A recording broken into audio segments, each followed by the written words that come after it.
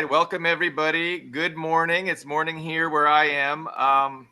We've got guests who it's not morning for. So Carlos in DC. It's about noon Eastern time over there. Ben, what time is it in Hungary? 6 p.m. as usual. 6 p.m. Okay, I can never remember that. And then Wouter is our special guest. He is from Holland. Is that correct? From Belgium. From Belgium. Belgium. Okay. What time is it in Belgium, Peeters? The same as Ben's time, 6 o'clock. Okay. 6 o'clock. He's in the belly. Same time zone. I did not know that. He's in the belly of the other beast in Brussels, you know. That's right. Two beasts, two bellies, one beast. Yeah. Yeah. The DC of Europe. Europe's DC. Yeah. So, our show this morning is entitled Sacred War, and that's in reference to a spontaneous event that got filmed in the, I guess it was a Russian subway somewhere, the metro. Moscow. And it's a real interesting, powerful clip that we're going to share. Do we want to do anything else before we just open up with that clip and then talk about it? I just want to add context because Sacred Wars, Svishenaya Vaina, is the most powerful song in Russian history. There's powerful versions in Soviet history. It is the call to arms. It is the motherland statue. It is these fascist hordes has fell upon our borders, and we cannot let their dark wings come across us. And we call to you, great nation, unite and just smash them. And that's what that song is. And this is people just impromptu on the new Moscow metro, where there's not a lot of cell phones, a couple of books, and just people. You want to start with that clip, or do we want to do the other clip? Well, I think there's the contrast. Let's do this one first. Okay. Maybe. So let me. But there's other reason why Sacred War, because it came up in Western media and in other places today. Okay, let's see if we can hear this audio.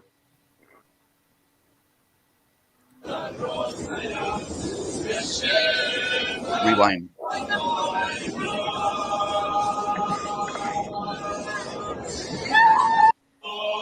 Человечество с голодным вином. Пусть ярость благородная и века полна идет. Война народная, священная война.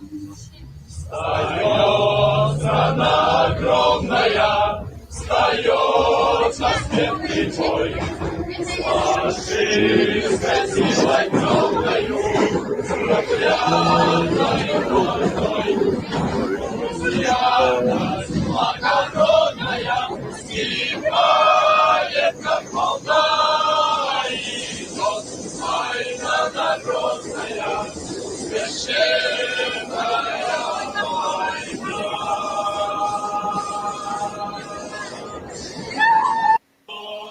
That's the clip. So that's just like a spontaneous outbreak there on the metro in was that Moscow or just somewhere in Russia? It's the Moscow metro, and I thought it was interesting because at the beginning of this war, there was a lot of people who weren't sure, a lot of people who said, "Mir, peace, we shouldn't do." They weren't sure about this, and over a year have proved to them the Western machinations, the plan for what's in store for Russia, and this is the people. 140 million Russians who are united like this. That is the one end of the spectrum. And our next clip is, well, the other end of a spectrum, which is the US transgender woman, the person, Sarah Aston Cirillo now, who has become the paid propagandist for the Ukrainian armed forces in English. And that clip is something else. Next week, the teeth of the Russian devils will gnash ever harder, and their rabid mouths will foam in uncontrollable frenzy as the world's favorite Kremlin propagandists pay for their crimes. Russia's war criminal propagandists will all be hunted down, and justice will be served as we in Ukraine are led on this mission by faith in God, liberty, and complete liberation. Next week. So that's interesting. So that was the first time I had watched that. So I just watched that for the first time too. Well, I'm going to be hunted down, but I want to throw it over to you guys. Is she talking about us? Are we the Russian propagandists? Who the fuck knows? Where is she located? Is she in this country? She should be in Kiev, I think. Oh, she's in Kiev. Yeah. I see. If she's in Kiev, I predict probably by next spring she'll have a bullet in her head, and deserve it. It's laughable. These are people that are taking my taxpayer money and giving it to New York public relations firms, lobbyists, people that know Edward Bernays inside and out. And that's how they use the American public, the ninnified American public. This is how stupid people are. They can't see through the propaganda. They use a transgender person as though that were normal among Nazis. Yeah, You have Ukraine's a not. historical record of killing those very transgender people. It's just insane. That's why I came up with this notion in the middle of the night last night, where I called U.S. and Western foreign policy the neocolonialist pataphysics. And people aren't familiar. Many people are not familiar with what pataphysics is. It's a phrase that Alfred Jarry, a French absurdist playwright, wrote. After World War I, he was so disgusted by the carnage of World War I, he took part in the Dadaist movement, and he came up and he wrote this very famous play, this absurdist play that is funny and as biting as you can get, called Ubu Roy, or that's King Ubu, and people who know their literature are very familiar with it. And so, but to give the audience, whoever they are, a sense of how this fits into Western thinking, or whatever, if it's considered thinking at all, in the conflict that they've engendered in Ukraine. This is what pataphysics is. It says pataphysics is a philosophy of science invented by French writer Alfred Jarry, 1873 to 1907, intended to be a parody of science. Difficult to be simply defined or pinned down, it has been described as the, quote, science of imaginary solutions. And I can't think of a more imaginary solution than having that ninny, that fool, threaten us and other people like that. If she wants to threaten me, I'll kill her. In a heartbeat. By the way, Imaginary Solutions was Plan B for the title, so that's a good one. Yeah. Can I play that one more time? I wanna hear that one more time. Oh God, okay. Yeah, let's all shiver together because we're going to be hunted down. Yeah, let's.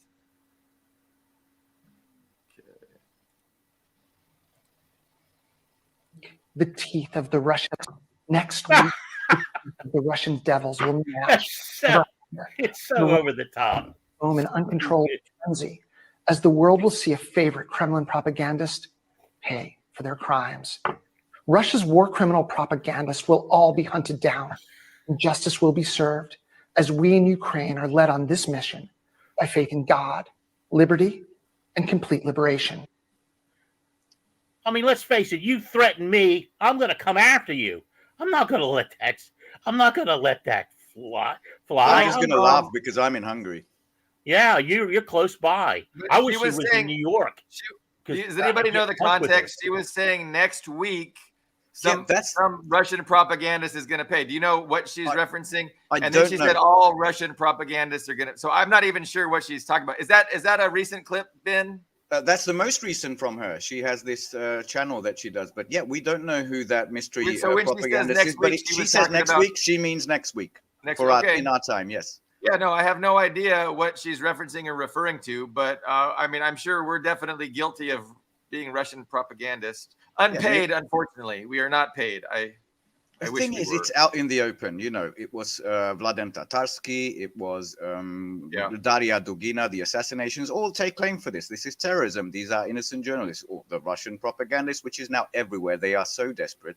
This is their imaginary solution. And I just love the fact that an American man is the one who's doing this.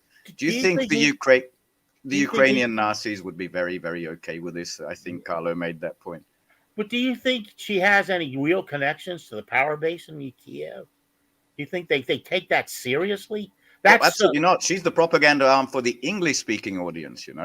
She's not seriously taken. They don't I mean, that's got to be even over the top for Americans, and I mean that's setting the bar low. That had about a month ago, she had a cutout cardboard Russian soldier behind her, and she said, "We know the difference. We are human, and they are not." And that got some pretty bad responses. But then she clarified, because it's cardboard, But she never was this insanely looking into the camera and just joyfully, "We're going to crush your bones." That's what it's something brand new. When there's absolutely no chance of that occurring, it's much more likely that she's going to get ground up and murdered. How stupid can you be? And to put your public face out like that, she's a dead woman or a dead man or whatever you want to call it. That's what it feels like to me. She's as worried as Zelensky, who just a couple of days ago threatened Europe. Exactly that we don't know how our little refugees are going to behave if you abandon us. But, good move. When MI6 turns on you, Zelensky, you'll feel the rod. Wouter, what do you think? It reminds me of this guy in the beginning of the operation. This British guy who was I'm looking for his name. He was a mercenary, a hired gun, and then he was captured by the Russians. And then Phillips, Graham Phillips, interviewed him when he was in custody, when he was arrested, and it was all tears. And I'm sorry, and I'm gonna, better my life. And later on, is this the guy who sang the Russian anthem in custody? I think I know the guy. He's Aidan Ashlin, I think. Yeah, that's it. Yeah, who goes by the name Cossack Gundi on Twitter, and now he's all back to all the Russians are bad, everything they're horrible. But he sang the Russian anthem beautifully when he was in. Oh yeah, I missed that. But can you imagine? Your life was really on the line, as much as it can be, and then you're liberated, and then you do the same thing over again. It's the same kind of stupidity. She or he, the transgender person, I mean, she can get killed by Nazis in Ukraine because of her, social position.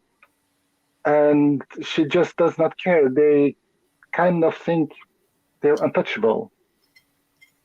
Yeah, I mean, she's there for a purpose. Bring in that support. Bring in those weapon shipments. If they stop, I think she knows. She stops. He stops. It stops.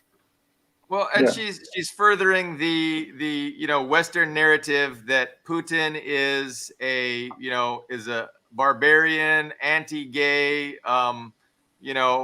crusader, and that the Russia is about destroying homosexuality and redeveloping the Soviet Union. And so she's promoting that narrative, and she's giving a face to it, and she's saying, look how good Ukraine is. But yeah, like the reality is, like you guys are pointing out, like the Nazi element within the Ukraine society, they don't have any love for her at all.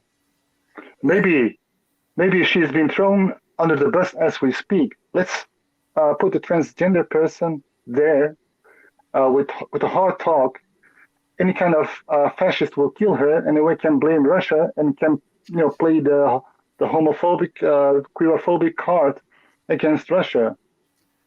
Before we head on to another topic, so true. This equation, I want to share a slide. You can see it now, Billy Bob, which is a month ago, but it was in Newsweek, and I thought I've never seen anything like this. I don't know who Andrew Stanton is, but just look at this headline. It's thoughts on this.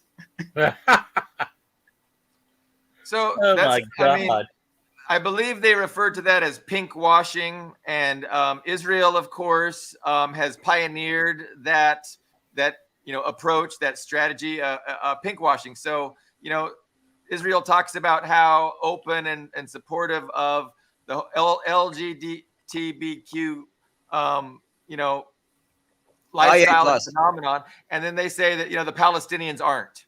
And so, they draw rainbows on their bombs, and it's really it's a cynical manipulation of culture, and it's awful. So, what's this next slide? Oh, that's stuff happening in the real world. If we want to switch topics, I wasn't Oh, sure did because I? Okay, no, I don't know if we because we can wanted to. stick with it for a second, because apparently Okay. Afghanistan, since it went back to basically what was it?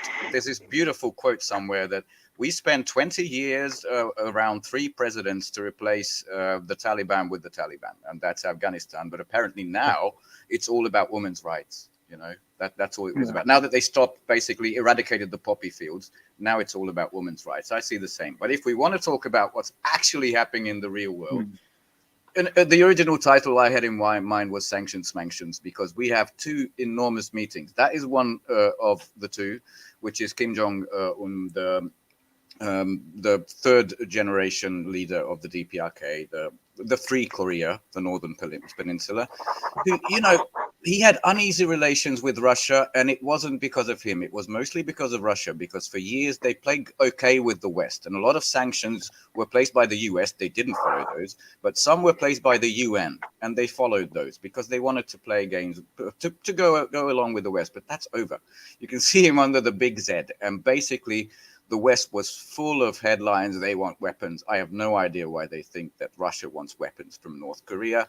Vladimir Putin took him to the Vostochny Cosmodrome, which just means east. It's the new, it has an uneasy history, but it's the new Cosmodrome which they use to send things up. And it was all about joint space cooperation.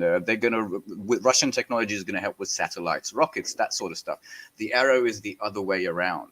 And, you know, just a couple of days ago, we all know what Putin wants, because he's been humiliated, pretending to be a Tsar, but he's going to a place where the dictator can't even feed his people. Look at how bad he looks. That's the optics we got in the West. And just yesterday, 2 things came out from the New York Times. One was one of the Baltic midgets,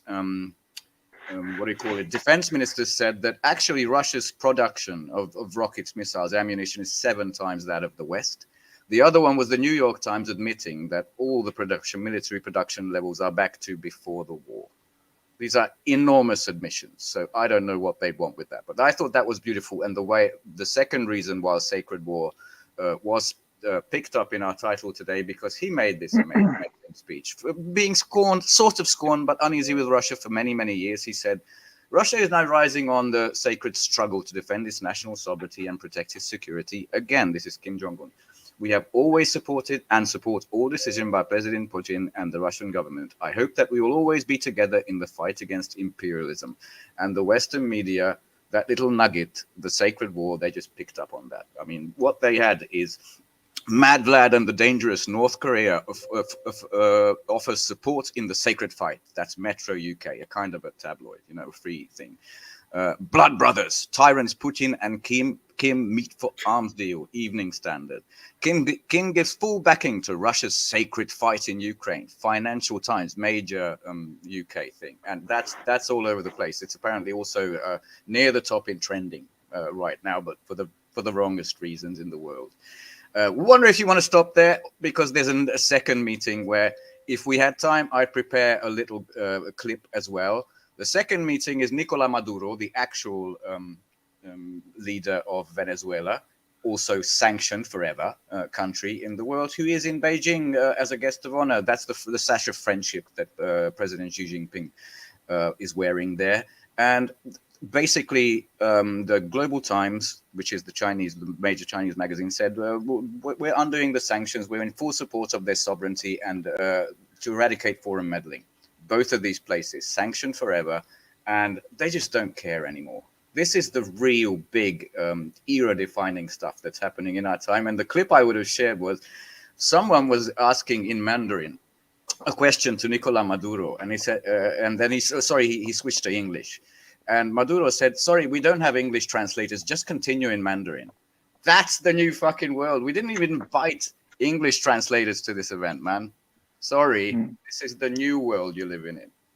I thought these were the 2 amazing things. Go, Carlo. I just want to say 2 things, and I'm repeating myself from a previous show, at least on one of them. That's the first one about Afghanistan and women's rights. It bears repeating, because I know we don't have the audience that will grasp the stupidity of their former positions around this.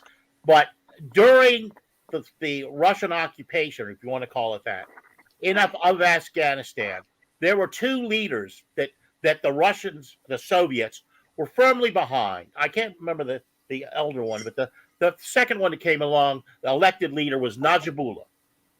And Najibullah was so pro women's rights, and this was backed up on our program by other people we've had on.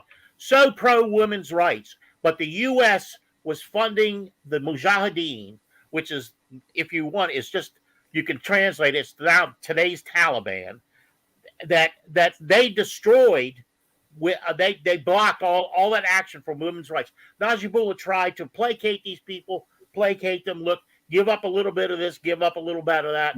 All he did was get slaughtered in the streets for his efforts, ultimately. And women's rights were destroyed in Afghanistan by the United States. Absolutely. Period.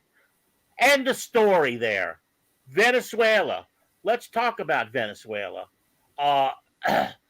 Venezuela. Well, I've lost my train of thought directly, but Venezuela is right. I keep mentioning this. Nobody in the media is mentioning this. Very few people. When John Bolton, the human toilet brush, elected the mustache madman, yes.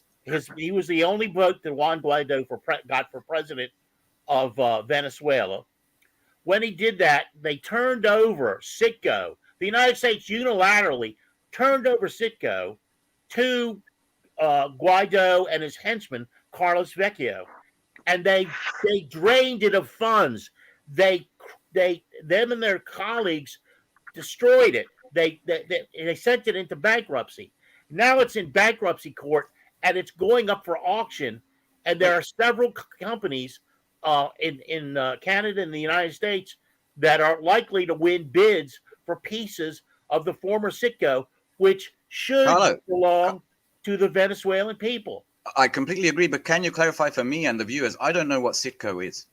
Citgo was in the United States, we have Citgo gas stations, and they're like a franchise of the nationalized aspect of the Venezuelan oil. I see. So most cities will have a Shell, a Chevron, and a BP, a 76, and a Citgo is an option. And so I would like to go. I always went to Citgo's because I was supporting Venezuela. I had no idea. So it's the nationalized Venezuelan oil company that has just been stolen. It was stolen. It was literally stolen. It was, and handed over to Guaido because they're based in the United States. So, I mean, so was the gold wealth of the country, the sovereign wealth in Britain's banks. That was handed over to Guaido, who is now a university student in fucking Miami, isn't he? Like, with all that cash. $1.3 billion in gold. It's just like, it would be like somebody who came into my bookstore when I had a bookstore and stuck a gun in my face and robbed the cash register. That's the level the United States operates at, folks. That's it. And he appoints somebody else to be the new owner of your bookstore. Yeah, right. Right, exactly. Wondering, following the theme of Juan Guaido, and he's in Florida. Tikhanovskaya is somewhere in Lithuania, who was the Belarusian Guaido, supposed to be.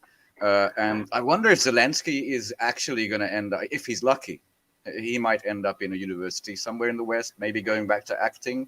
But he has to be very lucky at this point. Ashraf Ghani is still alive, the Afghan puppet for 20 years for the occupation. Yeah.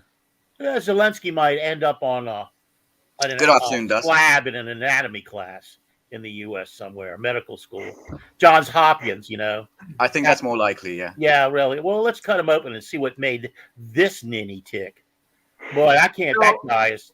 Carlo, you wanted to underscore Ben's point, and I wanted to do the same thing. How these principles of tolerance and really, I think they're good principles, right? Like we shouldn't oppress, women. We shouldn't oppress minority groups like the LGBT community. Like these are good, things to embrace, but they're being cynically exploited. They're being cynically exploited to get us to, advocate for and support an agenda and an imperial strategy that ultimately has really illiberal ends. Like it's not going to be ending up promoting like they did in Afghanistan. I mean, they didn't really help women's rights, but yet that's what Hillary Clinton said. We need to stay in Afghanistan for the women, but they don't really care about the women. They just care about getting popular support for it. And just like in Israel, they say, hey, you got to support us because the Palestinians, they don't like gay people. And it's just a cynical manipulation. I'm sorry. Oh, go ahead. I'm sorry. No. Well, go. That was about it. I had something else, but that was it for that point. But I just wanted to add that, and they know the weakness of that argument, and the weakness goes back to when we had Regis on, because Regis obviously is somebody who does not appreciate, and Douglas McGregor and a host of other people that we're listening to because they're against the war in Ukraine. They don't appreciate LGBTQ people, so to have them out front is a way of also increasing the divide among the populations. And what is intrigued me and what occurred to me, I don't know when it occurred to me, but back at 2 a.m. 2 a.m. Yeah, well, 2 a.m. a few weeks ago was, look, if there's going to be a civil war like Regis's son has been talking about, who are going to be the combatants? I can't imagine my gay friends buying like 15 AR-15 rifles and going out and marching around in fatigues in rural Maryland. It's not going to happen. They're not going to do that. They're not going to be the combatants. They're going to be the victims, and they already are. But they're not going to be the combatants. So what the fuck are these loony bin people talking about? And I think what's going to happen are a bunch of Wacos. If the wackos are going to get the Wacos if they go out there, and they're going to be slaughtered by the deep state, which has so much more weaponry and firepower than those yokel jokels can ever hope for. Right now, the deep state is definitely giving lip service to promoting and promoting tolerance, and so but definitely they could turn and change their tune, and they will. But I mean, right now they're still promoting. You see the CIA promoting, their LGBTQ employees and things like that. That's hypocritical. Yeah. No, it is. It's completely. I wanted to make one more point, and then I want to let Peeters get in. Yeah. So I was just, seeing Venezuela come on board and meeting in China, and seeing, the the closening of relationships between North Korea and Russia, between Iran and Russia, between Saudi Arabia and China, between Saudi Arabia. It's like I've been saying for at least 5 years, and everybody has. It's been obvious, these anti-imperialist countries that are all under attack, under sanctions from the West. They need to get closer. They need to start working together and supporting each other. And Most natural really, thing in the world. Yeah, we're really seeing it now. Like, I remember saying I want to see more of it 5 years ago, and I don't know why I wasn't seeing more of it, because what's happening now could have been happening 5 years ago, and it maybe should have, but it's happening now. And so that's just a great thing. I just wanted to say, it's really good to see Venezuela tightening relations with, China, Russia, and North Korea. That's all great and tremendous. And the tighter, the better, Yeah, I'd rather talk about this than anything. It had to come to blows. I think Russia had to abandon its illusions with the West and show that it's not going that way, and yet it's still strong. It gave hope to 80% of the world. And that's a pivot point. That's a pivot point of these times. Yeah, strong Russia who defeated the Nazis, who now stopped being naive and being followers, halfway lapdogs of EU, US hegemony. And that has changed, and it took a while. Even a year and a half ago, I think in the Kremlin they were waiting for popular support. They were checking. They were not going in, military efficiently because of what is reminiscent, what is still there for amongst the people from European admiration for the Europeans and for the US. and it's kind of testing the water. That's an expression. I don't know. And Yeah. then when you see that people can take the cold, let's jump in Well, because they it's a were cold also thing. testing no water with brother Slavs, which they still thought of Ukrainians as. They didn't know the extent to the Banderite ideology has gone into. That's why I think Gonzalo Lira, I hope he's alive, said they were tiptoeing into Russia. It was like a policing mechanism until it turned out, okay, it's serious. We're going to do the mobilizations, limited mobilizations, and we're going to take this seriously and take it to as long as it goes. That's what Russia always does.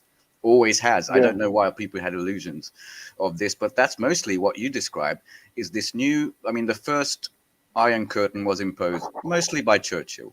And this one originated kind of close to where you're sitting with Ursula von der Leyen and her crew, remote controlled from the US, obviously. But I mean, the latest news, the Baltic little midgets, they're following the diktat from the EU, the unelected witch, Ursula, of just cars, makeup, phones, all of this can be confiscated from Russian tourists now in those states. We haven't followed it. Germany hasn't followed it. By the way, we haven't followed extraditing people who draft dodgers back to Ukraine. We said no to that. That is a really good. So has Austria. These three, but the little Baltic midgets have gone absolutely mad with this new Iron Curtain, and that upset Russia. Maria Zakharova told that this is just racism. Medvedev said the same and said, we will not reciprocate. Any tourist from the EU or anywhere else will be safe in Russia. Your property will be safe in Russia, which is the only sane response to this. Yeah. It's smart. The I smart think is, there was. Go ahead, Peter.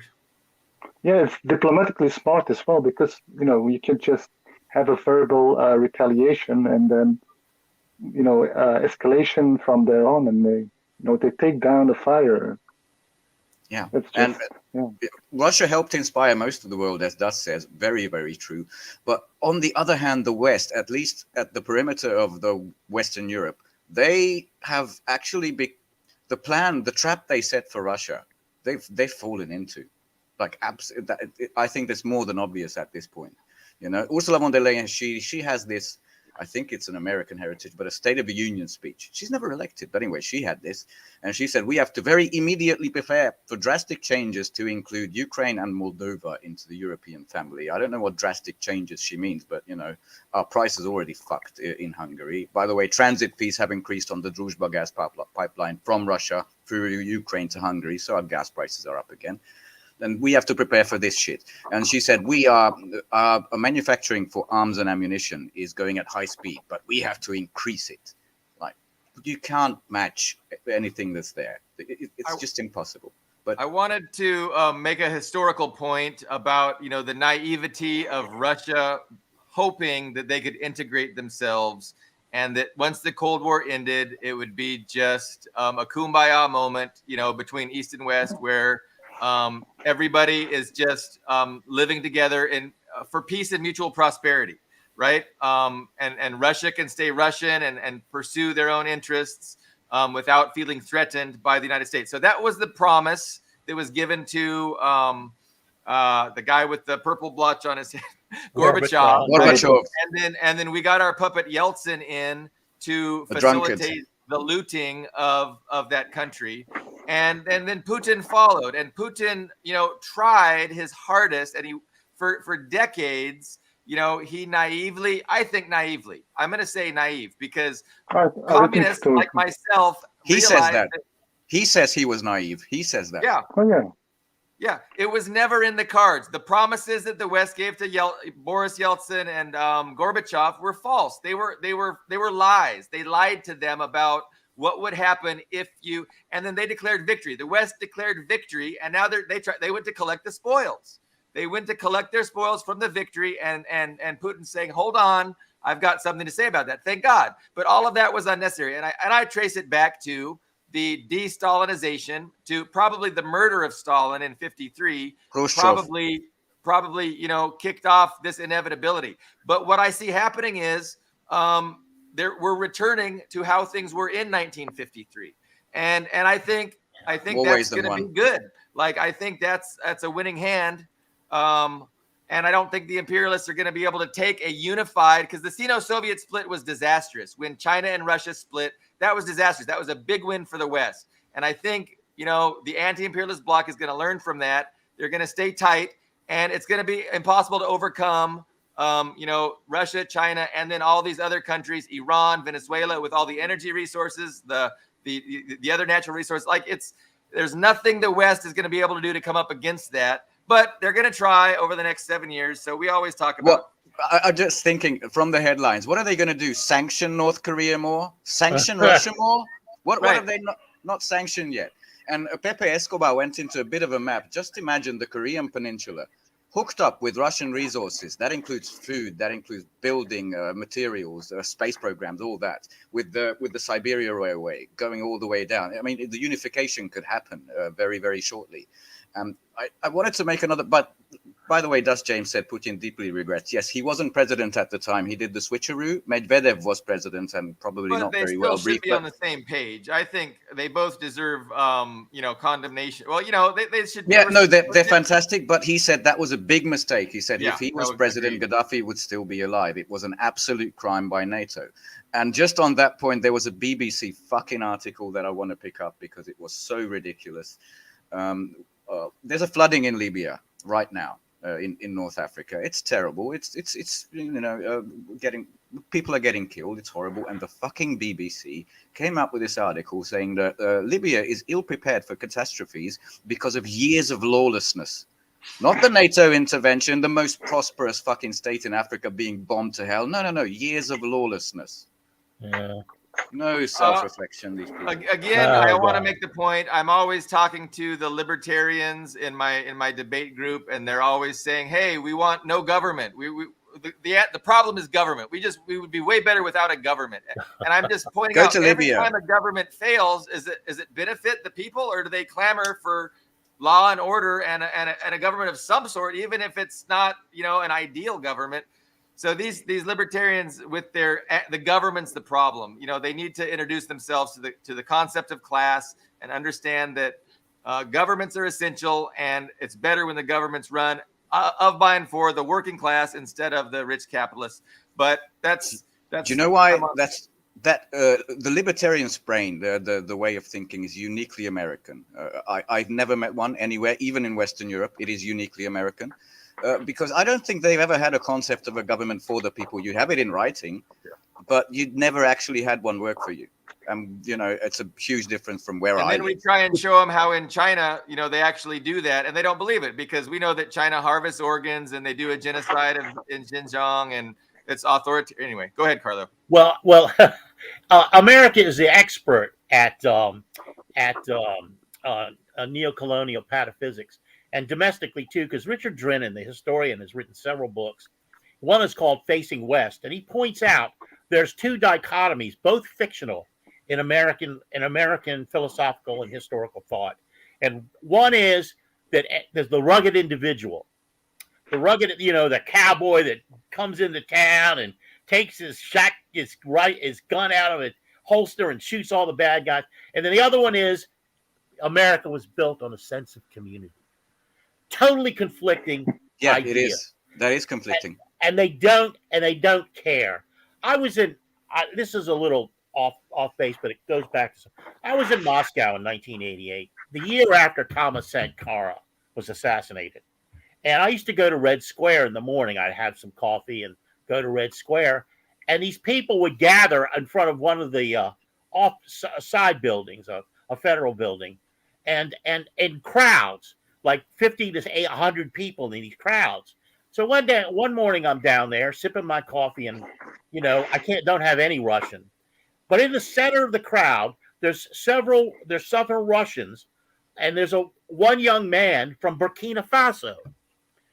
Thomas, this is a year after Sankara was killed, so I don't understand what they're talking about. But a Russian kindly comes up to me and he goes, "You don't know what they're talking about, do you?" And he translates for me.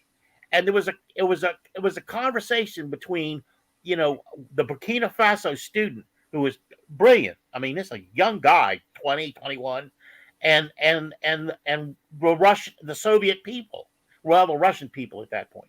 And the deal was what to do next. And the Russians were really pushing, even at that point, for moving toward the west.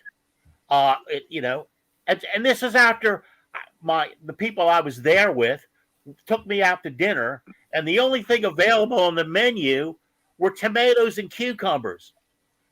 People were starving. This was a shishi restaurant. These people they were Americans. They had a lot of American money. There was nothing there. Yet somehow the Russians had got it, the Soviets had got it into their heads that the way they were still going to move west, they were still going to go the Yeltsin route, and literally Putin saved them. Absolutely. I can reflect on that because it's happened. The same happened in Hungary. 88 wasn't that bad, but that was the beginning of, the system in the Soviet Union, and the market system was very rigid, unable to reform itself, which is something that China corrected in itself. And there were shortages, there were issues in the late 80s. But I think when you got there, if there were two vegetables, that's the beginning of the collapse. And what people believed in Hungary, the innocents, not the ringleaders, the innocents said, we're going to have the same freedoms, because we got apartments for free, travel and all that. We had little workers' resorts you can go to vacation for free. But we're going to have blue jeans, plastic bags, and Coca-Cola with it.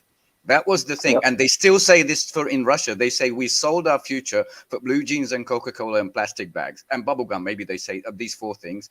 And they, do you know that Gorbachev had to die, I think in Frankfurt, some sort of German city, because he couldn't face his people. They would have lynched him. They always say you sold us a Pizza Hut because he made that fucking horrible commercial.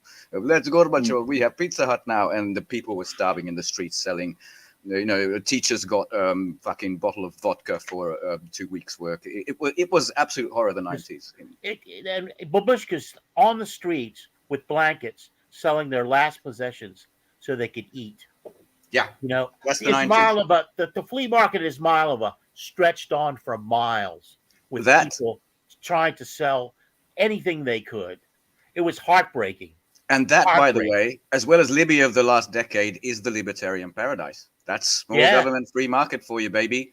Thugs, gangsters were killing each other like flies on the Russian streets in the early 1990s before order and, prosperity were restored.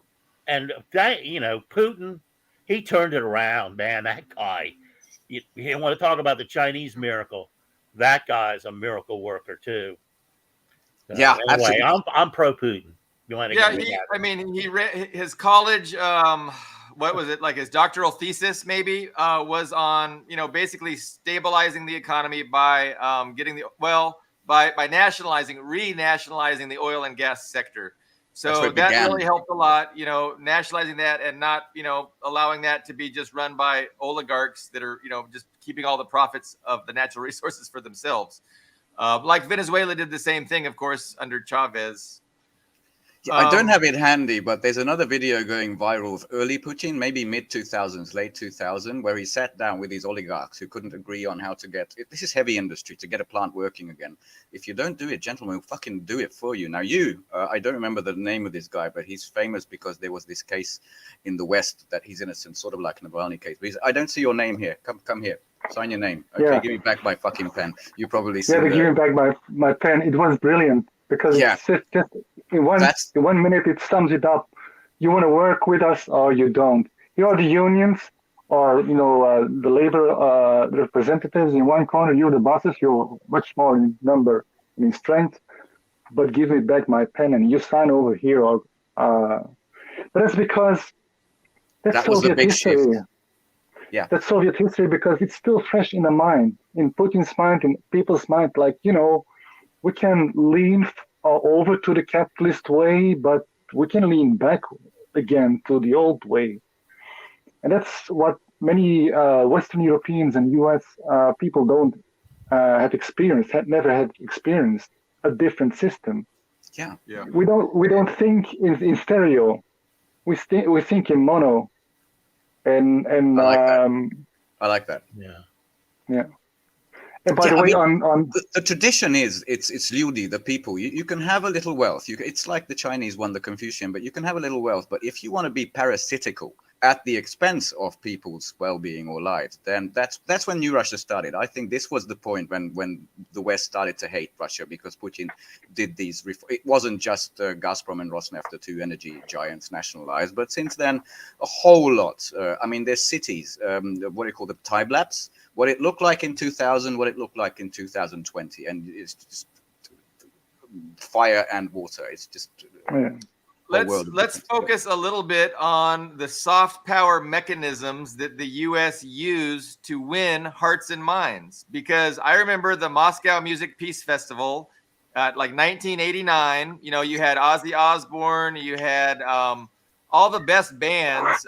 Really popular was that the Scorpions. Scorpions were really popular, but and that's they utilize this Trojan horse of rock music, like Dust is saying, to win over the hearts and minds of people, and it's just insidious. And so, as people, right now, we really need to understand that and appreciate that, and we can help educate people, as to how that takes place, and it's really important, because that soft power projection is so powerful.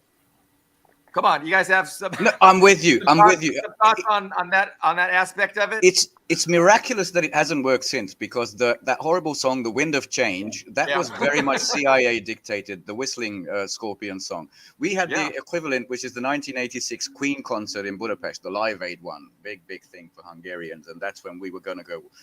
The Pet Shop Boys one, "Go West, Life is Peaceful There," and I love that Pepe Escobar recently described the BRICS summit as little multipolar boy, go east, life is peaceful there, because it was finally time to turn that around. But if you look at Russia past the 2000s, since Putin was in power, you had Pussy Riot, the same sort of thing. The thing you had the Navalny, the shenanigans, and they just stopped working. They just stopped. I can't add much about the actual. I'm sorry. Patriotic. I can't add much about the actual music, because I don't listen to rock music primarily. I mean, I will. It doesn't feed me, not like jazz or classical music. So after about 5 or 10 minutes of it, even though I'm enjoying it, I'm getting kind of tired of the repetition. It's like rap music. I mean, there's ironies to all of this. Ultimately, the irony is everything is done for money, and rap music is a good example of that. And of course, so is rock music.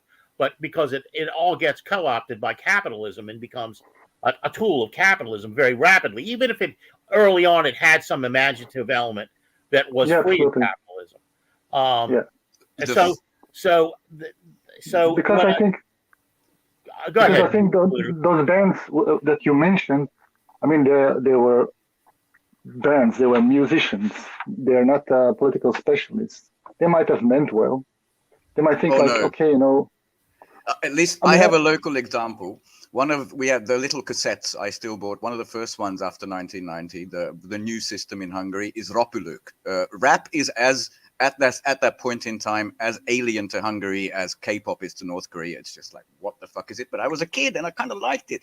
One of the first songs was "It's all about your holiday, your money." That show off the money and all of that stuff. He came in. Now the head guy, Gesti Peter, the head guy in that band, is now the owner of like a marketing empire in Budapest. So I don't see this as a little innocent side thing. It was very much. And then we had management of the little boy bands, little girl bands. We had a Hungarian Bryan Adams. We had all the little carbon copies of the Western shit. That's the second stage. Indeed, today's pop music, the quality of it is just nowhere. Sometimes there's kind of an independent musician that makes something quite likable, but the quality, just the musical quality is nowhere. Back in the 80s, you get a couple of good songs. And things like Midnight Oil, Beds Are Burning. That's cool stuff that exists. We don't have that anymore. And of course, you get U2. But those people, they might start like, we got to do something, and there's space, and we go to Russia, and we go to Hungary, and we have, music will bring the people together, that kind of stuff. But they sold out 95% of them, and the rest was was cancelled was, and then later on, even the system realized that we cannot have independent musicians have a go. Because it's too much liability. If there's like in this 5% zone, one person, one group that can get traction on its own, printing their own records, punk style, then the system knows how important 1 or 2 or 3 songs can be for if they really get traction. So then they started in with the boys bands, and that's just. This has a long tradition, and Todd Doherty, who typed in, he did make a good point about Cuba, where I'm not familiar with the bands that were there, but it's seductive, and this goes way back. This is where our friend Rockhill is really useful, and because this is all CIA operated stuff, and in the 50s, in the early 50s, right after World War II.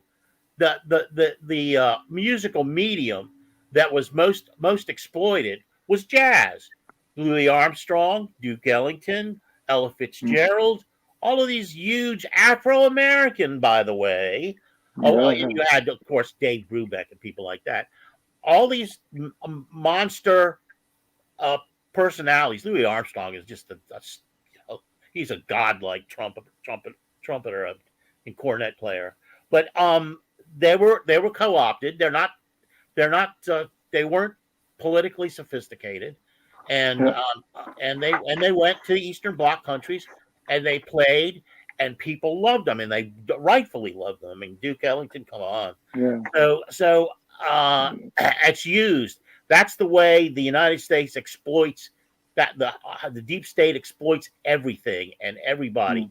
You could call me cynical, but that's where I get my cynicism from. I feed off the cynicism of the deep state.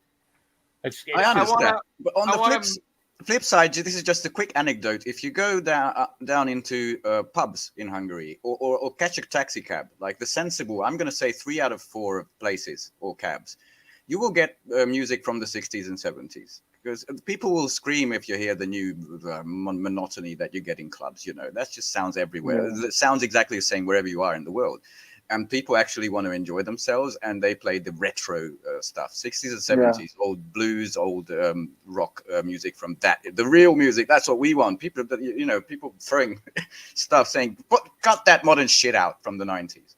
So I think it didn't work in the long run. Even the Beatles were pretty helpful. I mean, they snuck in a lot of subversive lyrics, anti-China, anti-Mao lyrics. And so they were definitely, I mean, the whole thing is utilized to benefit the Western system. But I wanted to make the point how celebrity culture is tied up, and it's very hard to distinguish, to separate these two phenomenon where music is co-opted to support, the capitalist system.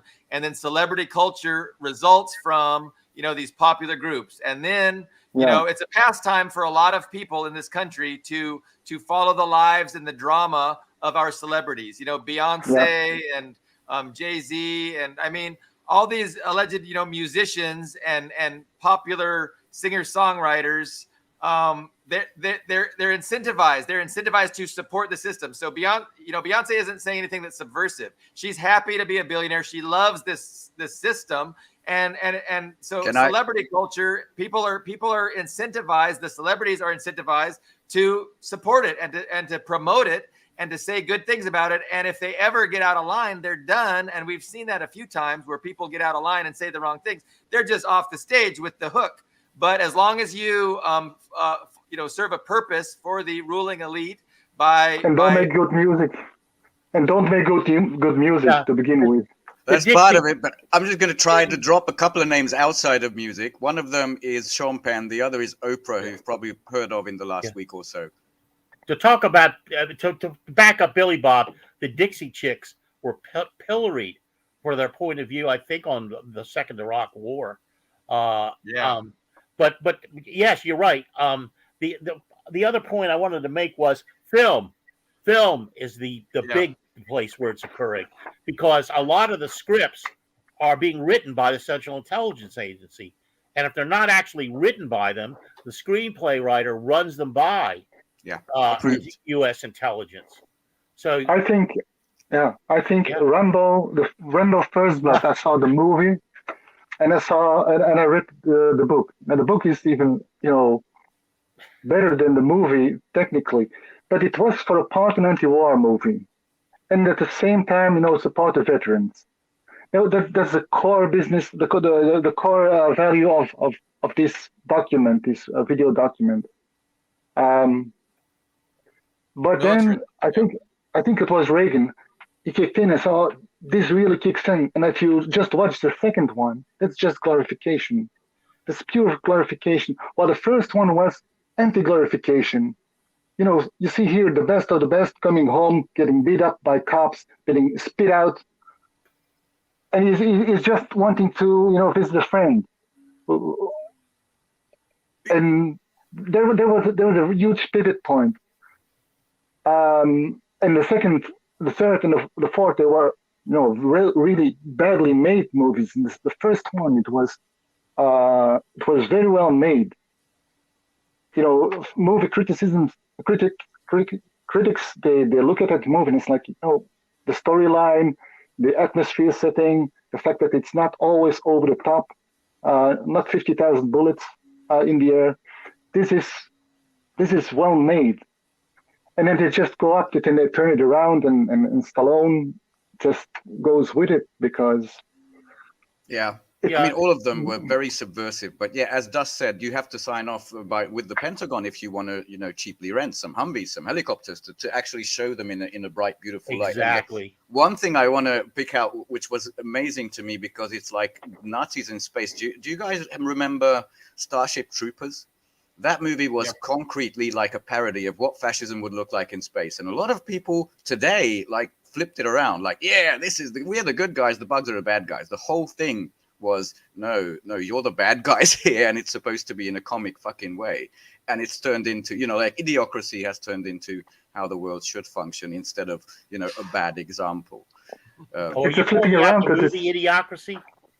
Are you talking about the movie Idiocracy? The movie Idiocracy, Yeah, yes. that's kind of a brilliant little satire. It is, Little but satire. it has turned into kind of like a manual for the 2020s, hasn't it? Yes, it I has. mean, we would do much better with that guy as our president than Sleepy Joe. But Yeah, I'm with you that far. Camacho, I'd Macho. like to add where I find it really dangerous always. This isn't connected to other issues, but when it comes to children, I remember when I first read about I was playing this game as a kid, Batman Arkham Knight or something, and one of the enemies had Venezuelan mercenaries. It was already at the level of video games, and I remember maybe this was 10 years ago when the U.S. Army and Navy went big time into esports for recruitment. They have their own esports guys with playing Call of Duty, which is obviously scripted by the same kind of guys, saying, yeah, compete and you can have an education. Just come with us to Iraq or wherever the fuck we're going next, Taiwan, I guess. But yeah, it's seeped into these because that's the entertainment industry. The gaming is not separate from that. See, that's a core problem for me. And I'm really very much alone in this country by embracing it. And that is, don't embrace anybody who's foolish enough to go into the American military. Don't say thank you for your service, because all they are tools of imperialism. And I don't care if you're, if you're a tool of imperialism, I don't like you. I don't want to be around you. I don't want to hear you. I don't want to give you any money. I don't care what happens to you. I don't care what happens to your family. I understand. For me, that's the bottom line. But you come from a shit background and you just wanted to get an education. You just wanted to not be homeless. I mean, I understand that aspect to it, even if you were naive, Well, go after the people that made you homeless. That's my suggestion. The US just chews them up and spits them out like they do Ukrainians, Yeah. Well, it goes back to discussions with people I had, in the Midwest around my extended family. It says, they got a bunch of guns, and the people they want to kill are LGBTQ people and African American people and Jews. I say, go after the people that have made you that stupid that to think those people should be targets. They're right there. They're not hiding from you. They fucking own your plant. They own your city. They own your city government. They're right there. Go get them. You got a lot of guns. Go get them, buddy. Yeah, That was. I had do a think similar. Go ahead, Peters. Go. I do think that we have to point out individual responsibility. It's different. If you grow up in a very open-minded family, towards if you grow up into a family where everybody's a threat and they give you guns for your 5th birthday, but still there's a personal choice. And if you join the military, it doesn't take a lot of brains to understand I'm going to be trained to go and to kill someone over there in a faraway place. And will that be a righteous thing? Will that person be righteously killed by me? And that's the question that anybody can ask themselves, even if you're into the recruitment process. But maybe we should ask Scott Ritter if he's back on the show. I was going to bring him up because he's one of the great examples who said, "I'm going to kill a commie for mummy." He grew up like that. We are the good guys, and we're gonna make the world a good place. And Brian Boletic came out of that same thing. There's John Mark Dugan in Russia who was also in the military and came out on the other end. The same Mike Preisner, the partner of Abby Martin. Sort of lukewarm leftist, but still he came out of the other side being completely agast the war machine. And these are good things. There's many of them.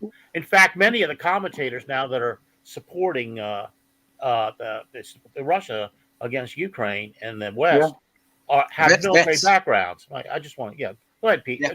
Finish up, Wouter. We should not be too soft to those people because it's bad to do that from a moral or an intellectual point of view to tune down your own message to appease to someone, but you get the wrong effect by them.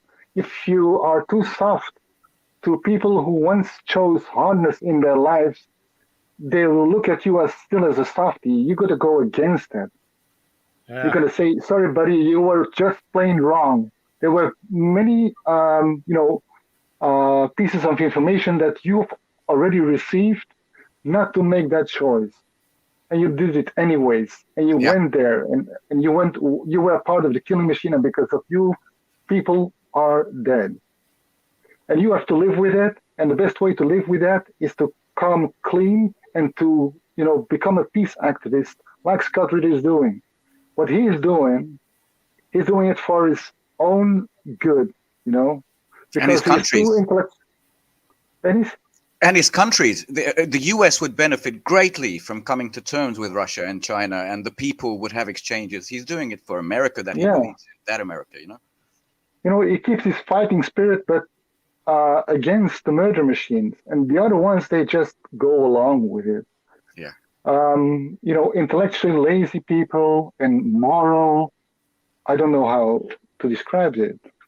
Ninnies would be the best thing, I'd like to see Sarah Ashton Cirillo in a room with Scott Ritter. I think that would be a sight to behold. Who is she? That's the Nazi trans person we did the short clip. Yeah, okay. Yeah.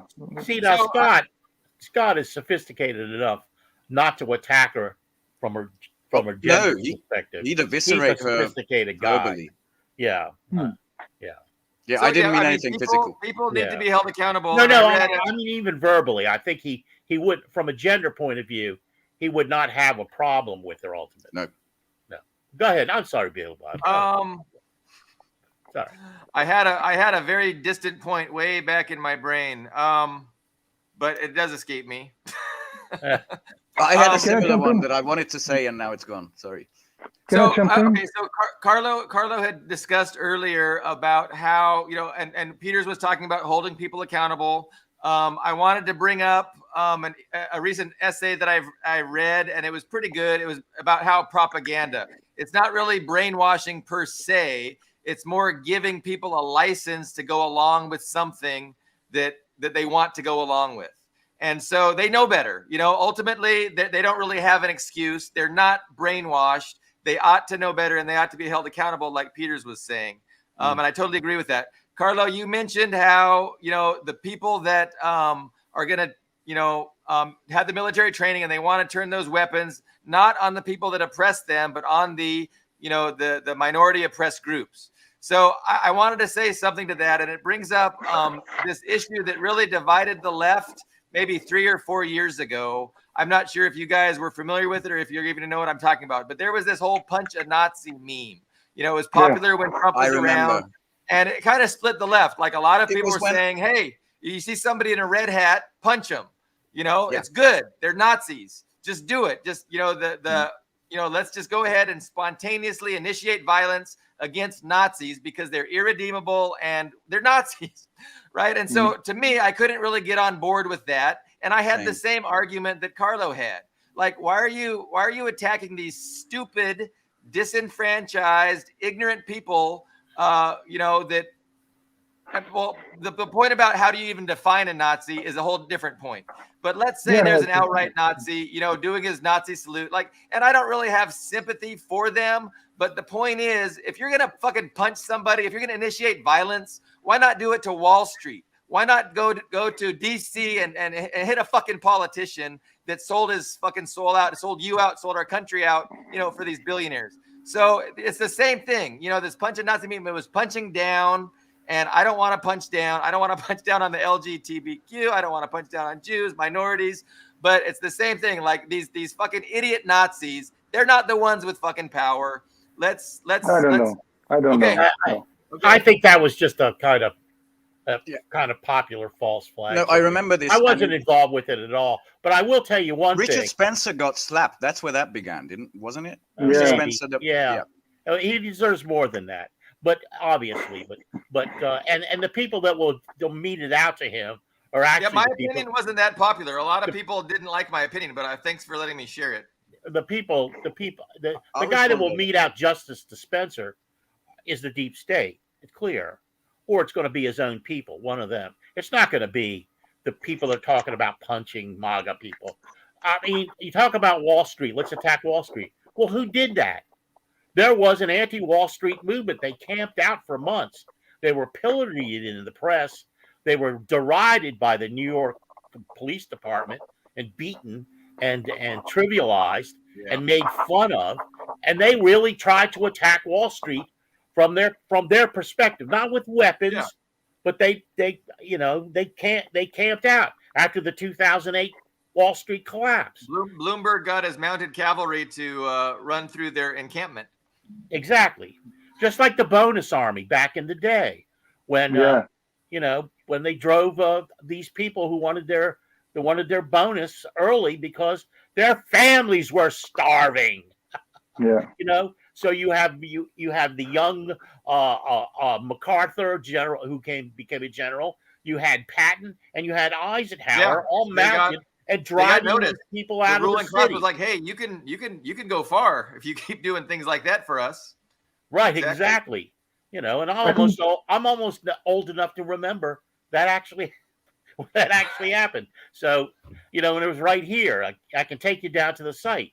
But anyway, I just want to make that point. I mean, whether it's people have tried to do. Many people have tried to do exactly what you're talking about. Okay. Yeah. I mean, I think that. Sorry, Dan, you go. No, I think we should study a little bit the principle of an imminent threat.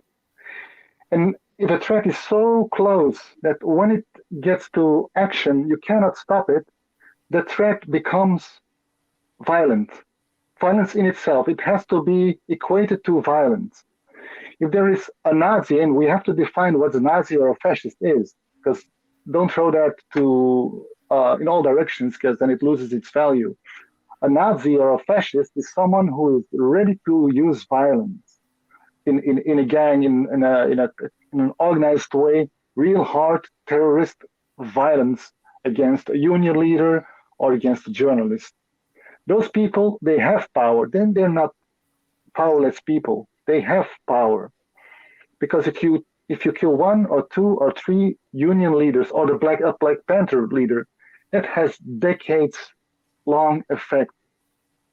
We don't have any Black Panther organization. The other day I was thinking, if Obama was really a black president, he should not only have given Fred Hampton and his comrades a statue, it should have given billions of dollars to the renewed Black Panther Party. That is reparation. The rest is just the fact that those murderers got away with it. Whether it's fascists that act on their own in some woodlands and, a militia, or fascists in government who kill Fred Hampton and his peers, that is fascism. That has huge power. This Spencer guy, he is not powerless. He's got a following. He's got attention. Words are not without actions. Words are actions. Words are dangerous. And we should cancel people. We should censor people. We all do. I'm not with you We there. all do. And it's a simple thing, Ben. Would you have another pedophile, a child abuser, canceled in a school garden or not? Would you censor that person or not? I would. That's not cancellation. We have laws against such fucking things. We have the Russian-style child That's protection laws. that's legalistic. That's legalistic. You have to start from a moral point of view. Okay, moral Do you point make of view. people shut up? There are do you- Hungarian. All right. No, I'll let you finish no. first. There are Hungarian iterations of Richard Spencer, and basically they're football hooligans who just want to do the Zikheil and have black and white flags. And who cares? Their ideas are shit, and they've always failed. And most of the people know that, so they're mostly laughed about, especially since the special military operation in Ukraine. They're irrelevant.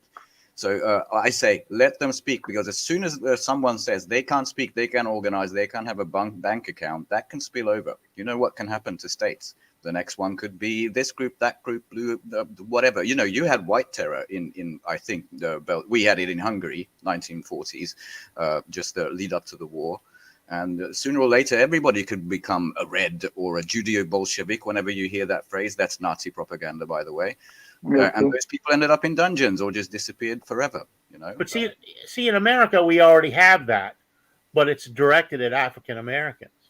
I mean, they're redlined for buying houses.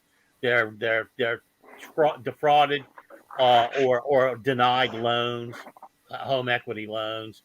They're limited, still limited in so many different ways, and the voting has become atrocious. I mean, the polling places for them to vote have been closed down. So there's already that kind of oppression happening here. So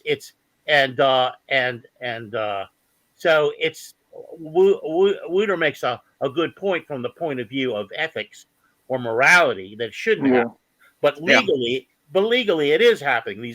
They're all legal. I mean, you got your DeSantis, who's like Trump heavy.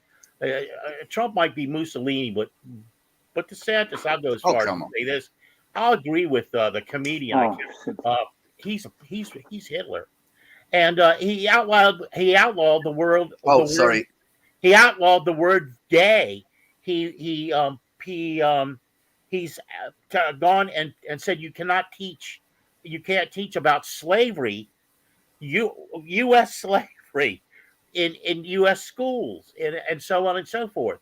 I mean, and so those laws are already legally in effect, and they're unjust. Look at our prison populations. Look at the difference between white collar crime. You have people on Wall Street walking around with $1,500, $2,000 worth of cocaine routinely in their pockets. They're never thrown up against a wall and frisked. But if you go just 7 blocks away, there's African American and Chicano youth that are always racism is a real thing. There's no denying that we're not a systemically racist country, and we're dealing with there's no denying legacy that. of historical racism. I mean, there's no doubt about it. So and the wealth inequality, racial wealth inequality is amazing. It's like 20-1. Median net worth of a white family is about 20 times more than the median net worth of a black family. It's awful. It's reprehensible. And that's all related to, like Carlos said, redlining and not allowing them access to the GI Bill or home ownership and all those things. There's no doubt about it. But when we talk about cancel culture, I think it's subjective, right? Because of course, there's always something somebody was willing to cancel. It's just what deserves to be canceled. And that's where the subjectivity comes in, and different people have different ideas. The liberals want to cancel everything that's conservative. I mean, including the four of us. By the way, we say things about Russia. I think that's a cancelable offense in most liberals' minds. Just so you know. Yeah, absolutely. And in most conservatives' minds. Yeah, probably a lot of conservatives too. So it's really it's a complex question, and it's not easy. I saw you and Ben and Peters were about to talk past each other because you're thinking about two different things. Peter says we need to cancel, and then Ben's like, no, cancel culture's bad, but it's two different things, you know. I think there's probably going to be large agreement on what we think deserves to be canceled. And we know China has to cancel, a lot of Western propaganda just to protect themselves from the insidiousness of, the soft power projection that the West would love to destroy Chinese society, like they destroyed Yugoslavian society, like they would like to destroy other societies. So, I'm not one of those free speech people. If I'm living in a dictatorship of capital, like I am in the U.S., I'm going to promote free speech because they're not allowing free speech. There's no such thing as free speech right now. They monopolize the platforms of mass communication, and they strictly limit the kinds of things that can be said. So we take advantage of these little platforms, and we get our 100 viewers, and that's great. Thank you, viewers. They are censoring, and we should not allow a counter-censor culture. That is very puristic, pacifist stuff. And that makes, if you look at history, whatever of a revolution worked, there was violence involved. Show me one that there is not. And I want to couple that to, the son of Regis Stanley, who went into the military, and now he's a prepper. Well, I think that's a good step. You take matters in your own hands. You start growing vegetables. You've gone up. I don't know what he is doing, but that's evolving. Anyways, I wanted to slide that in. But censorship and cancel culture, what's the difference? Maybe Ben. I'd like to respond because Dust, if you could bring back that comment, that was cancel the imperialist war pigs or something like that. And that's the thing. You cannot cancel Mitch McConnell. You cannot cancel CNN. You cannot cancel Fareed Zakaria and, the BBC. When we're talking about canceling, it's people who have an opinion and who are making their little wee money independent. That's who you can cancel. That's who you can go out there. Viewers, their traffic, their bank accounts. And I think all of those should have, a fair debate. It really is a slippery slope. As soon as you label this as bad speech, it just goes down the drain. We've had that. The idea that they take one opinion, that they're wrong on one opinion, whether it's COVID or Ukraine, and then you want to cancel them just because they get one thing wrong. Yeah, so I'd like to please clear my name on the account when I say yes. Please listen to Tucker Carlson's interview with my prime minister, or listen to Jimmy Dore on this topic or that topic. That doesn't mean I'm Team Tucker, Team Jimmy Dore. Team Jackson Hinkle. I think they deserve to have a voice, even if I disagree with them. I disagree with Dust on a bunch of things that it turns out, but I would love to have another chat with him. And I think that is the way that civilization ought to be. Dust is a lovely man.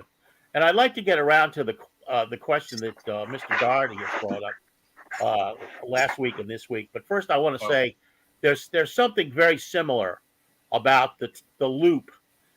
See, the United States is in the loop, and this supports what Billy Bob was saying when it comes to immigration, because they go and they destroy somebody's country, and then a certain small percentage of those people want to flee to America. Vietnam was a great example of that, and then they want to flee to this country. The same thing, the same principle is at work when it comes to the kind of government Cuba can have, the kind of government Venezuela can have. Because if you have the boot of America on your neck, you have to factor that in to the way you're ruling. So you can't, like Billy Bob was suggesting. Korea is a perfect example. They're in siege mode. Exactly. You have to have somebody that appears autocratic, that doesn't want to have a series of elections where the U.S. every 4 years gets a chance, or 5 years gets to run some piece of shit that they come up with, like Guaido or somebody like that, or to go back into history, the Somosas, or Yeltsin. the And that gets to the heart of what is actual democracy. Like Right, that gets to the exactly. definition of democracy. I think the government that cares about the people and works to further the people's interest is the democratic one. And the one that has elections that are bullshit, like that's not democracy. Like you can vote for one of 2 billionaire puppets. Like that, how is that democracy? Nothing's ever going to change. We're going to be serving the billionaires, and nothing. And that's democracy. Like shut the fuck up. Right, That's right, Mr. Bongo in Gabon. Yeah, But I mean, if we have a plain level field democracy, I don't care. Everybody can speak all the time because we will win, because we are scientific socialists or very close to that. We will win. We show that the vast majority of the people will advance, and that's why they're not democratic, but they use it against us, and they constantly censor us. And they tie one hand behind our back, and now we have to tie our own other hand behind our back as well, not censoring people.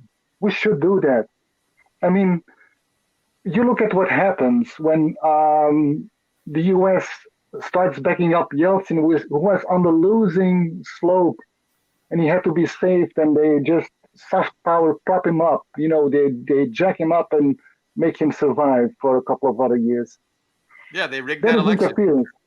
That's pure undemocratic thing. No. Yeah.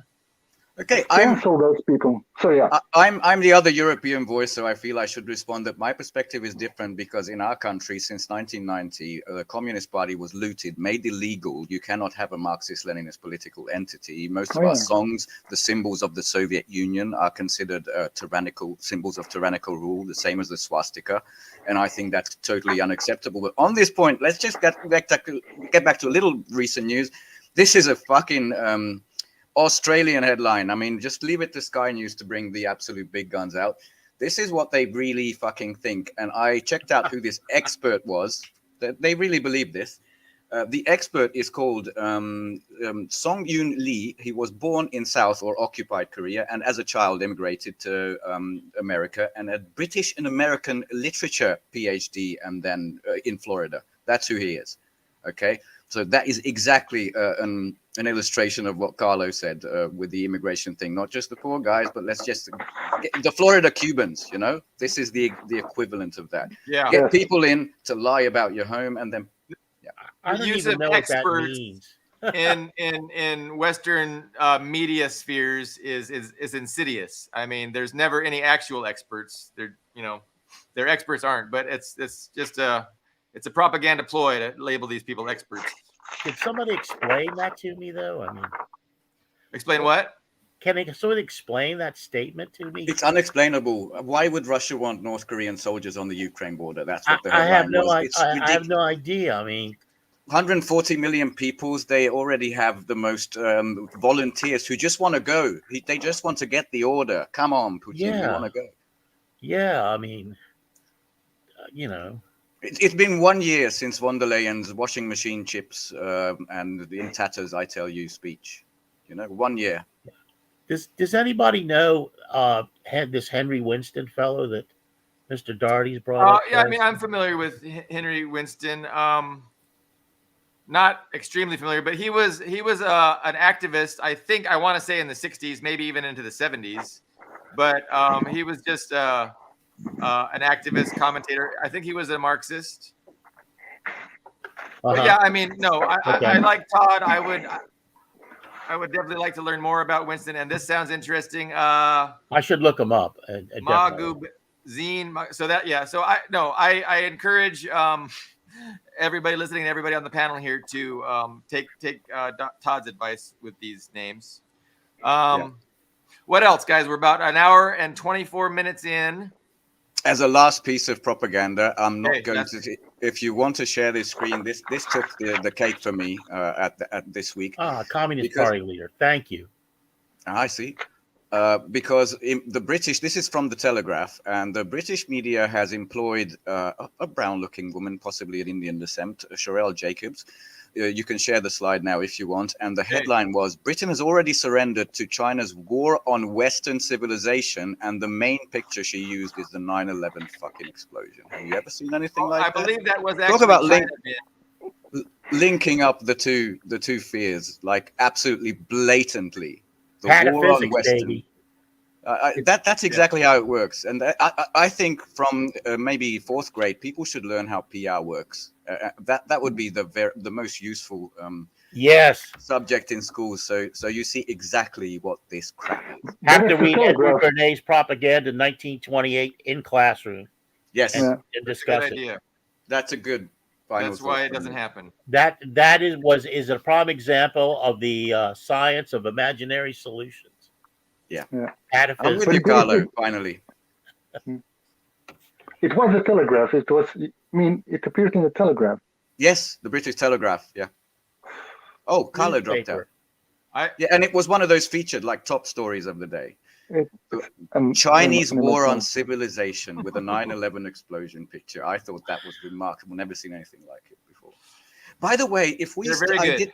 we didn't prepare, we are getting acquainted with showing you video clips in these things, and we will prepare better. But the other thing I saw was an interview, possibly a BBC, very pompous guy, with a Chinese official, maybe an ambassador. And it's the most polite way of telling a country that you're irrelevant. I'll have to paraphrase, but the guy asked, what is China to us? Is it a threat? Is it a competitor? What are you, an ally? And he said, look, we are the preeminent EV makers. We already are. We are going to become the AI and chip powerhouse in the world. We are going to become the chip powerhouse in the world. Is the UK a competitor? No. We are going to become the AI powerhouse in the world. Is the UK a competitor? No. You should pay attention to your role in the world and maybe try to peacefully get along with others, which I thought was remarkable. And if I might prepare it next time if people are interested, but it was fantastic. There needs to be a small bricks on the side table for giving them an impression that they have still something of any kind of influence. That picture, like, what it was, a small table at the side for the kids. Oh, that was, yes, for Emmanuel Macron. That was the statement from the Russian. We should have a child's table for him. But to go back to the image of 911 and that statement about China, the reality was at the time, Saudi Arabia, a strong, firm ally of the United States, the country's so linked that it was called the petrodollar, which was the major currency making the world turn economically. Yeah, since the 70s, yeah. One attacks the other. One aspect of Wahhabi Islam attacks the United States.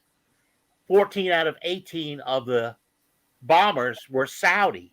It's very clear that members of the royal family, including the current leader of Saudi Arabia, may or were, certainly some were, involved in the planning of all of this. Yet that can all be ignored, and you can take another country that had nothing to do with it, Iraq. Yeah. It was China, Carlo. Today it would be.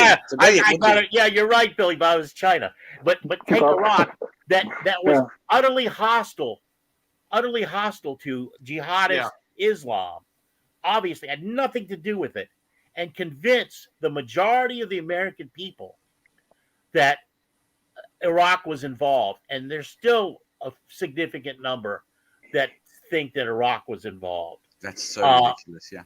So when people go, well, you got really down on, you really picked on that guy, or you really screamed at that guy, or you really put him down with your facts, but you should apologize.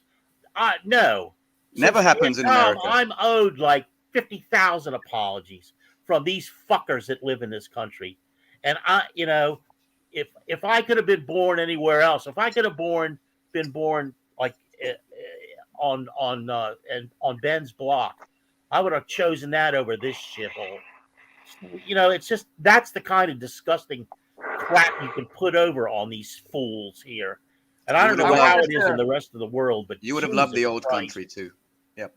I wanted to bring up Jeffrey Sachs. I saw an interview with him yesterday with Judge Napolitano. So both of these figures are questionable, right? They're not exactly Marxist-Leninists. I don't think they have a real good grasp of the dynamics at play. But I think Jeffrey Sachs does a great job of speaking to the American public, and his presentations are really good. And he speaks to the kind of mindset that has been propagandized and indoctrinated in this country. And so he just had a really good interview on the judge, and we were thinking of playing clips of that interview this week or on this program and discussing them. But maybe we can do that next program when we're more tech savvy. Yeah. But Sachs has a long history, so he was part of the group that really raped and looted the Russia after the dismantling of the Soviet Union. He was pushing the Chicago School free market approach, which was just so detrimental. And he's kind of had a come to Jesus moment of sorts, and he's very repentant. And he's been a big critic of U.S. foreign policy. But he's credentialed. He's from Columbia University. He speaks before huge audience. He's well respected, and for that reason, I think he's a good voice, even if he's not 100% correct on ideology and supporting Stalin and Mao. No, that's just information gathering, isn't it? We can get it from Cy Hirsch, who's an expat from Lithuania and the Eastern Bloc. It doesn't matter. He can get good information. Mere Cy Hirsch. It's interesting how cultural conservatives, Republicans, and Democrats are both waking up and speaking with the same voice and saying the same things about what's going on, about a declining empire, lashing out to try and save its, hegemony and its preeminence. And so that's really what's going on. And people can see that regardless of your ideology. But it's interesting how that just coincides most perfectly with the Marxist-Leninist conceptual framework, in my opinion. But we've got to watch out, because they're stealing Marxist-Leninist or radical left-wing anarchist, whoever who means well and does research. They're stealing bits and pieces. They're distorting it out of proportion. You're right, Peters. Absolutely. Yeah, and they're the band-aid of the system. They will stop the bleeding. So, because if you have the unapologized warmongers have their go, I mean, they get amputated back, or we have a nuclear war. They say, no, we got to keep screen. We got to keep our legs together. I mean, not together, intact. We should not be in a wheelchair coming out of this war. But once, they save capitalism from themselves, it's going to be business as usual. We've seen the protest. In Tuesday, you mentioned, I think, the Vietnam War, and there was a huge uprising against. We don't have that huge uprising against it. We do. We just don't have it in the two cores where the bottom people are from, which is Brussels and Washington. But 80% of the world is in revolt. Yeah, and that is great. Yeah, that's true. More than 80. That's very important clarification. But we don't have it. But imagine that there was rallies of millions of people, and then we can stop the Ukrainian war, and those people of the system that support the cause of peace, they get back their traction, their authority, and they will just let go gently a couple of years as well, and then they get another proxy war going on. Yeah. But now the cycle is stopped, because what you, Ben, said, the people in the global south, the colonized people, the decolonizing people, they're going to protect us from that.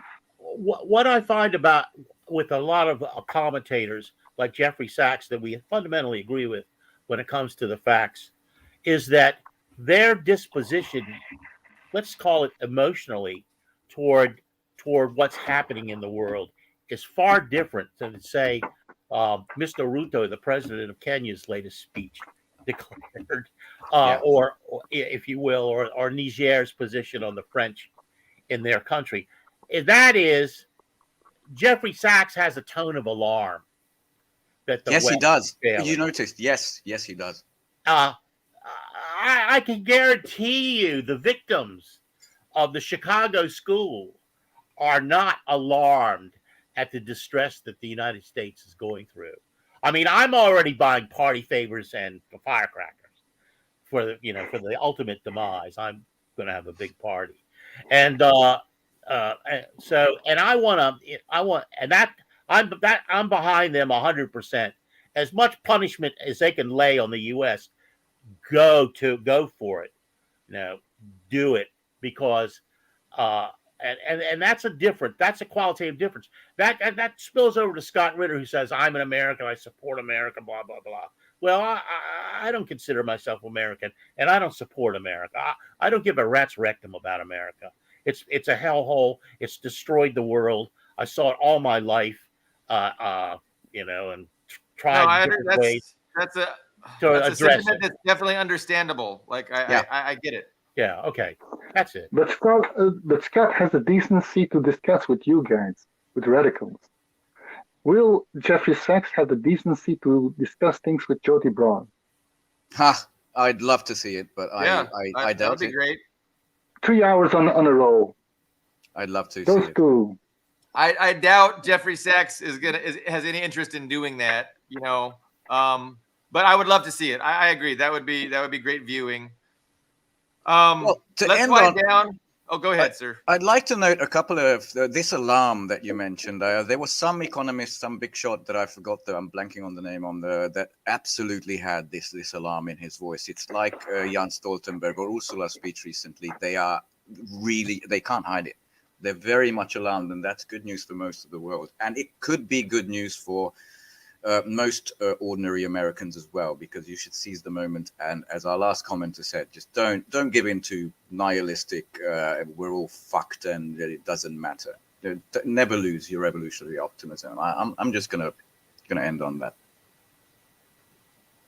Carlo, you can keep your pessimism, and you can keep your joy of the future inevitable demise of this country. I mean, I'm okay with you keeping it. I don't subscribe to it, but I don't want to take that from you. Well, I posted the notion that Sir Isaac Newton had predicted that the end of the world he used Christian and Christian numerology, let's just say, to predict the end of the world, and the year he came up with was 2060. So a friend of mine wrote me back and he said, that's great. We'll both be dead. So it's like, that, don't do that. That kind of nihilism has substance. I mean, here you have the major light along with Gottlieb Leibniz, who discovered the calculus. The calculus being a mathematical system. The original use of the calculus was artillery ballistics. That was one of the things it was used for. So you have this technology that accelerated what's happening in Western culture, and which spread throughout the world and gave us all of these marvelous things that we have. But the problem with Western culture, it believes in this Aristotelian sense of duality, and some of these things are not dual.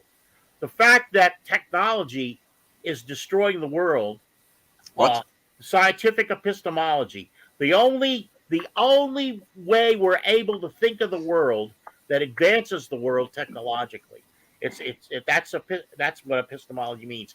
How you can think of the world, and is destroying the world is not. It's not a dual. It's not a duel between, and to use the word in a different sense, between the end of the world. It's on the one hand, yes, we're going to have all these things. We have no choice. You want to talk about nihilism? You give me an alternative to the current scientific technological paradigm, the current technological paradigm of epistemology, which is clearly and evidently destroying the world. Give me an alternative. I don't know the clearly and evidently part of that, but we're trying to wind down, and then you go into these philosophical rants. So I'm going to give you a final answer. Look at Creedence Clearwater Revival song, The Fortunate Son. Look at that, America, and then look at China, because I can imagine one becoming the other. And that means prosperity for all, black, brown, white, the ordinary people, not the fucking warmongers and the MIC at the top.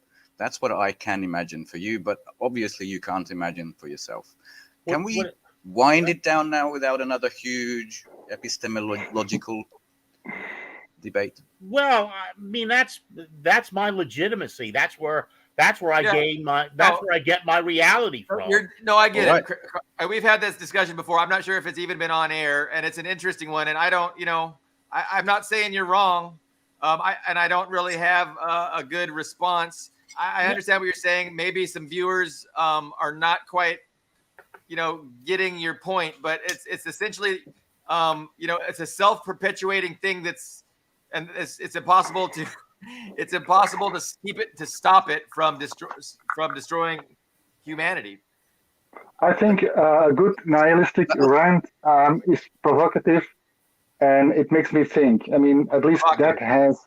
Yeah. But you can't call it universal, because universal would mean there's no alternatives. We are living in the age of good alternatives. Well, he's arguing that there is no alternative, and I kind of get that. I'm not sure it's true. I'm not sure I agree, but it is provocative, but it's a terrible way to end the program.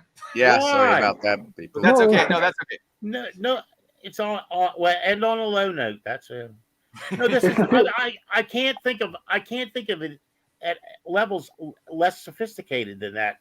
Ultimately, that's my rap, and otherwise, all the rest is just.